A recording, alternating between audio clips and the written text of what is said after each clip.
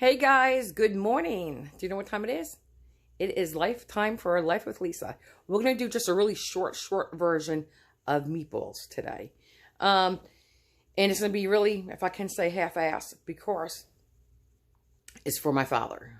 And I have extra chopped meat here. And I never make meatballs with just straight up chopped meat. I always do chopped meat, veal, and pork, equal portions of each. So if I'm doing 3 pounds of meatballs, it's 1 pound of chopped meat, 1 pound of ground veal, and 1 pound of ground pork.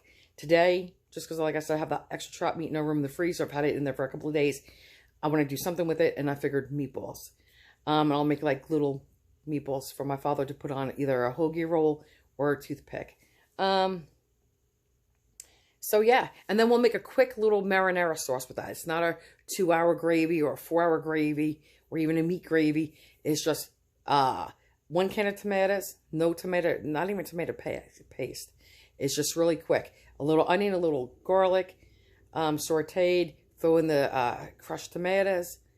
A little, I don't even know if I have basil. I think I'll be using dry basil today. It's just really quick. All right, I'll be back. Bye. Okay, guys. This is just, like I said, the quick little meatball gravy. This is not even a half an onion. Look how little the sauce pot is. This is just really quick. I'm just sauteing this just to get it translucent. This is really quick. I was not expecting to make gravy today. This does not even have basil in it. So we could put a light on. No, okay, that's fine. But this is just going to have, actually, if you can see this, dried basil. Like I said, this was just spur of the moment. So we're going to go with it. I'm going to put a little black pepper in here too. This is good enough because I don't want them to fry. I want to get my garlic in here. Okay. Just making this really quick just to put a few meatballs in. That's it. I'm going to move this off the burner a little bit. And it's just 2 cloves of garlic today. That's it.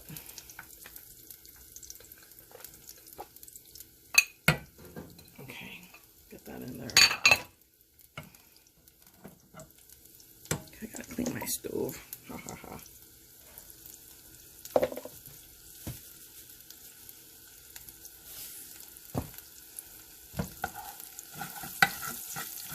And again, we don't want to burn the garlic. If you burn your garlic and you brown it too much, it will make it bitter. You don't want a bitter gravy. All right, we'll be back. Guys, I'm just going to get the tomatoes. Okay, let's get the tomatoes. Don't want to do that. Hold on, let me clean that first. That's what happens when I'm looking. Oh, yeah, okay. Okay, so let's get this going. Let's put the vent on, guys.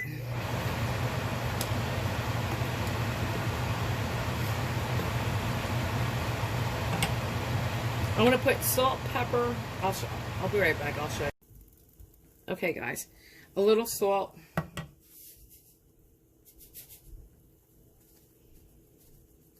Okay, some black pepper. Okay, and I think that's it. Oh, my basil, dried basil. If you want, please, you could add oregano, and you could add Italian seasonings. I am not. I'm not used to working with, I never really use dry basil at all. Not in gravy, only fresh. So, okay. You know what I'm going to do? I'm going to put I'm going to sprinkle a little garlic powder on this too, because it's just so, plain. And I did not add water because it's so thin. And I don't have any tomato paste in here. So again, I'm going to cook this maybe 45 minutes to an hour. But with the meatballs, I'm going to go mix the meatballs and put them in here. And I'll show you how we do that. All right. Okay, guys, I'm sorry I can't put a light on, but pretend this is equal portions of chopped meat, ground pork, ground veal. This is not. This happens to be just chopped meat because I had it left over. So I was going to make my kids, my son and my daughter-in-law, a cheeseburger meatloaf, which they had enough meals in the refrigerator, so I'm going to use it for this. Okay. And again, guys, fresh is best. Fresh is best. Fresh is best. I do not have fresh parsley, so I have to use dried parsley. Again, don't have fresh basil. We use dry basil, which is fine. Let's just start. Okay. And I'll give you a peek at that in a little bit. And this is just enough, like I said, just enough tomato gravy, tomato sauce, whatever you call it. Just for my father, if he wants to make a meatball parm hero tonight, he can. All right. So, plain breadcrumbs. Like I said before, I do not buy seasoned unless I'm making my son this Cuban chicken cutlet that has a mojo dressing, which is your citrus dressing. It's your lemons, limes, and oranges. I like to season my own. Salt, pepper, anything I'm doing. Chicken parm, eggplant, meatballs. Salt, pepper, tons of garlic powder, and a boatload of locatelli cheese. You could use Parmesan cheese, which is less salty, less sharp, less of a bite. And they're both nutty. But, okay, here we go. And this is just a little bit, like I said, this was not part of my menu today, but I'm doing it for my father. I would say that's not even, maybe that's like an eighth, maybe a little bit more than an eighth of a cup, but less than 1/4 cup of a breadcrumbs.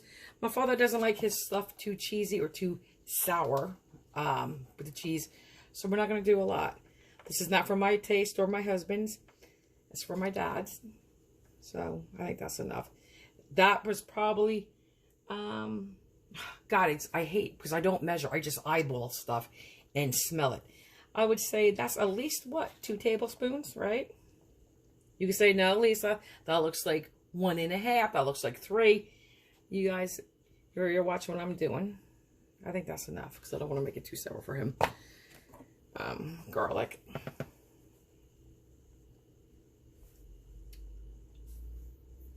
At least 2 teaspoons, that was. Okay. Basil. Let's start with, we're not putting basil in, so let's start with nothing. For parsley, let's start with, oh, guys, and you know your dry spices are always stronger than fresh. If you keep them too long, they do lose their potency. So I would say this is a good heaping, 1/2 teaspoon, and that's too much, so I'm not going to use the rest of it. So maybe that was a good 1/4 teaspoon. I'm going to put it back, so we don't need it. Salt, and remember, I'm going to cut back a little bit on the salt because locatelli cheese is very salty, but you still need to flavor, you still need to salt your meat. Just a little bit more, okay, and black pepper. Not even a 1/4 teaspoon of black pepper. Secret ingredient, I explained the other day when I made tomato gravy, which I have not posted that recipe, which is tomato sauce. My grandmother did use a little a little ketchup. So did my mother. So do I. So does my daughter. And I told my one daughter, Laura Kaylee, if you're going to make meatballs, secret ingredient. I believe back in the day, whether it was my great-grandmother, my grandmother, probably added tomato paste, okay? But ran out of tomato paste and used ketchup in a bind. And this works the same thing. I mean, tomatoes and tomatoes, right? Okay. So, it's not far-fetched. Just a little bit. So, again, if you prefer to use tomato paste, use tomato paste, but it's okay. Same thing. Tomatoes and tomatoes.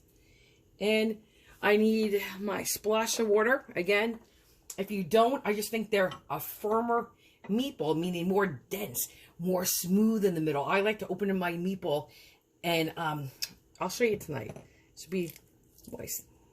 There. Okay, guys.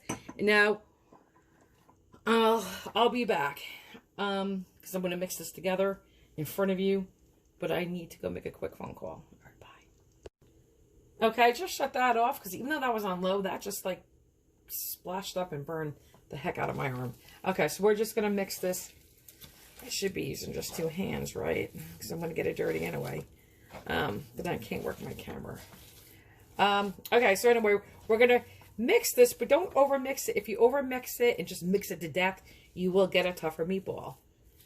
And, you know, I don't want it just like this. I hate when people say, okay, just barely mix it. You know what I'm saying? And just to inquire like this and call it mix. It's not. You want to mix it.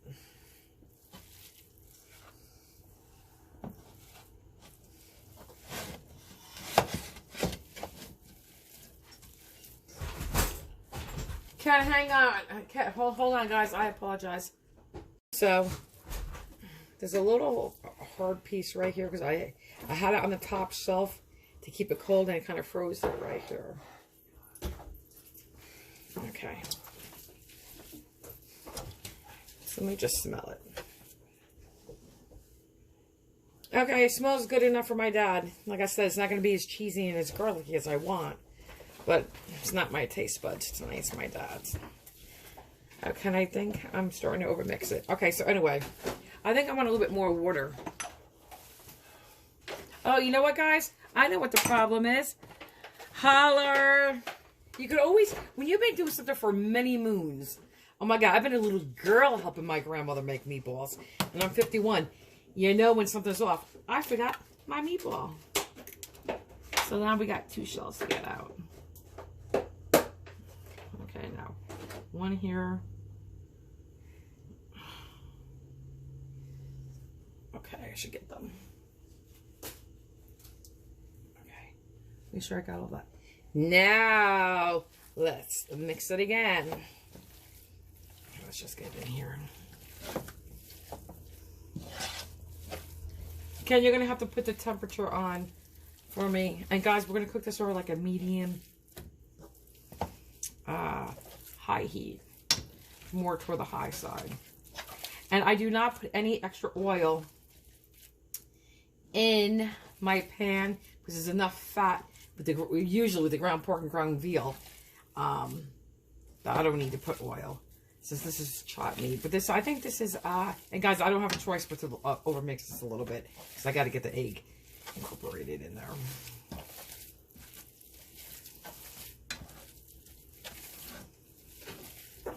Okay. All right, so this is it. That's good. So then you can make these as big as small as you want. I want these for a meatball sandwich tonight.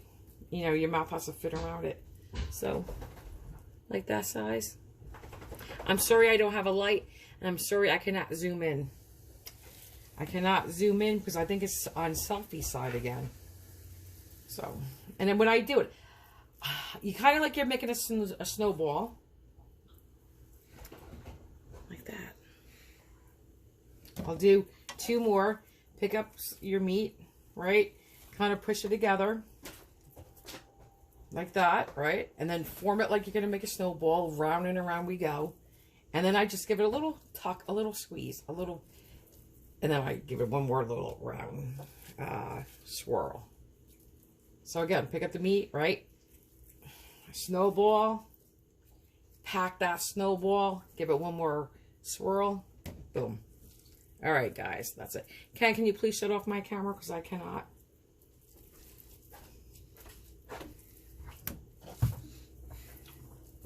Right there. Yep. 1 minute, guys. All right, guys. Guess what? I had to take a phone call to my son. Haha. And I came out just in the nick of time. That's fine. You want them brown. I want that before I smoke. But spilled a gallon of water. That's what that noise is. Ken is sucking it up.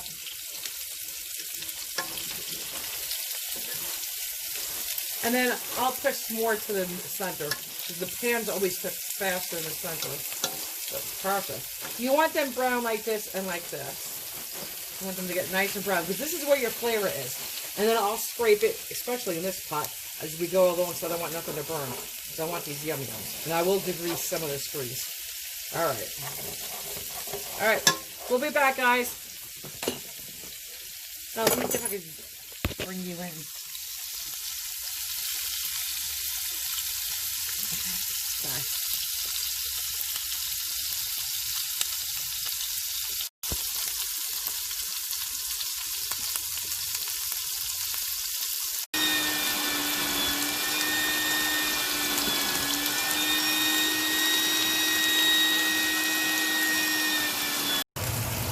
Alright guys, this is just an update. You know what, let me do it another way. Okay guys, when you brown your meatballs, you want to get them on all corners. Everywhere. Every side of the meatball.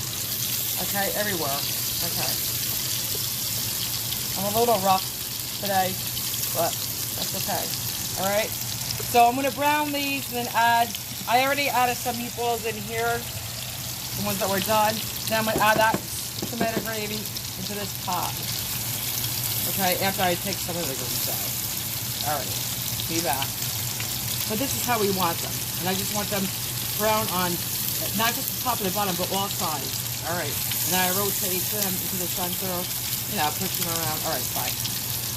Guys, this is what it looks like, real quick. That's it. It's on low. I'm going to cook this for about half hour, 45 minutes. I have those jelly donuts to make. So I'll put a link at the bottom of this.